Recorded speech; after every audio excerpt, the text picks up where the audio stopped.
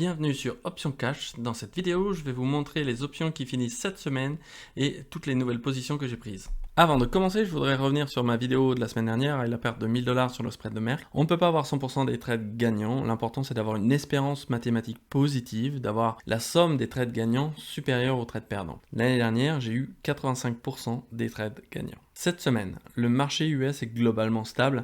À noter la chute de Walmart qui voit ses clients s'orienter sur des produits moins chers, signe que l'inflation est encore importante. Voici les trades qui expirent cette semaine. J'ai deux spreads pour United Health et Oracle.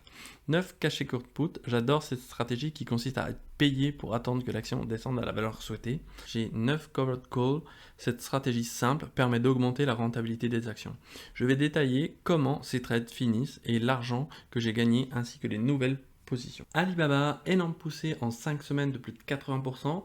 Il y a eu en plus de très beaux résultats cette semaine, ce qui m'a permis d'encaisser l'intégralité de la prime de 645 $ pour ce trade ouvert en novembre dernier. Intel, les rumeurs en cours sur le démantèlement par Broadcom et TSMC font grimper le cours. Mes deux puts expirent sur le strike de 18 $ hors de la monnaie, donc je garde la prime. Le covered call est passé dans la monnaie le mardi, donc je roule ma position. Je rachète mon covered call à 25,50, je le repousse à 25 $, donc je dépense 159 $ pour fermer cette position et j'en ouvre une autre à 170 $.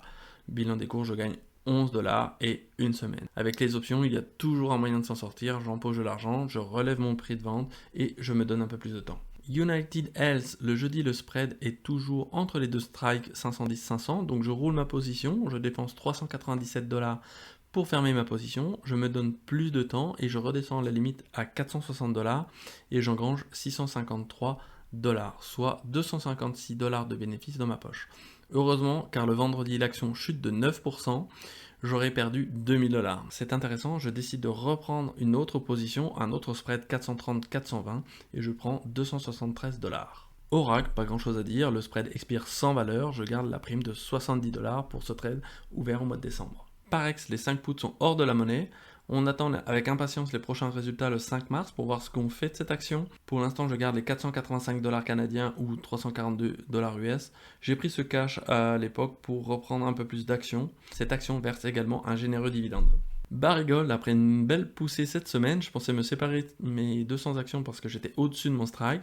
Finalement, j'ai racheté mon trade pour 18 $ alors que j'avais reçu 40 $ à l'ouverture. Je relancerai un trade un jour positif et vendredi prochain, je vais empocher 20 $ de dividendes. InMode, le put sur les 15 $ et le call sur les 20 $ expire hors de la monnaie. Je garde les 75 $ et mes actions et je relance un trade pour mi-mars. Cette action a uniquement des échéances mensuelles. Je trade donc le 21 mars et je gagne 20 $ et le strike est sur les 21 $. SMR, le premier put ouvert au mois de janvier sur les 15 $ expire hors de la monnaie. Je garde les 115 $ que j'avais pris à l'ouverture de la position. L'action maintenant cote aux alentours de 20 $. Je suis donc assigné sur l'autre put à 22,50. Je dois me saisir des actions et je dépense 2250 $ pour acquérir ces actions. Avec la chute de jeudi, je relance un autre put pour le 7 mars, j'encaisse également 152 $. Les actions que j'ai vendues il y a 15 jours à 25 $, je dois les racheter à 22,50. Je suis très confiant sur cette valeur, donc dès que ça sera un peu plus vert, je pense que j'achèterai un nouveau covered call pour empocher davantage de prix. Virgin Galactic, le covered call sur cette valeur spéculative expire hors de la monnaie. Je garde la prime de 25 $ pour ce trade ouvert depuis mi-janvier. Les résultats sont attendus la semaine prochaine, le 26 février. On va attendre avant de revendre un autre call.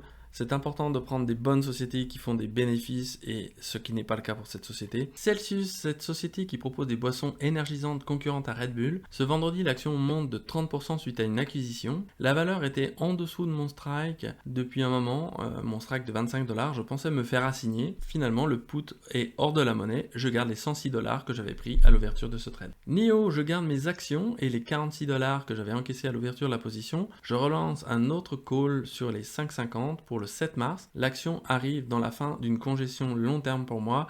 Il y a une augmentation des volumes. Je reste prudent car je suis un peu en dessous de mon PRU et je prends une prime de 70 $. Bank of America, mon covered call expire hors de la monnaie. J'attendrai un jour positif pour reprendre une autre position. En attendant, je garde les 15 $. Riot, les 2 puts sur les 10,50 expirent hors de la monnaie. Je garde donc les 60 $ de l'ouverture de la position. La semaine prochaine, il y a les résultats. Il y aura sûrement des trades sympas à prendre. SoFi et grosse volatilité cette semaine. Le covered call expire hors de la monnaie. Je garde donc mes actions et les 9 $ à l'ouverture de la position. Je reprends un put pour la semaine prochaine sur les 15 $, ça me fait 42 $ car je souhaite avoir un peu plus d'actions à ce prix. Les achats de call ont encore beaucoup de temps, on regardera ça plus tard. Mara, les 2 calls expirent hors de la monnaie, je garde donc mes actions et la prime de 30 $. J'attends la publication des résultats pour relancer des contrats ou une news sur le Bitcoin ou encore mieux, un tweet de Trump sur les cryptos. Canadian Solar, le call sur les 11,50 est hors de la monnaie, je garde mes 400 actions et une prime de 40 $. La semaine prochaine, j'ouvrirai un autre contrat. Chipotle, le roi de la Mexican food, j'ouvre un put sur les 53 $ à l'échéance de mi-mars, il me rapporte 89 $. Archer Aviation, la publication des résultats est prévue la semaine prochaine, il y a beaucoup de volume ces dernières semaines, l'action est passée de 2,50 $ à Noël à 10 $. Cette société travaille sur la mobilité urbaine à l'aide de drones pour le transport de personnes. Elle crame encore beaucoup de cash pour l'instant. Je prends un trade spéculatif avec l'achat de 2 calls sur les 9 $ pour 245 $ chacun.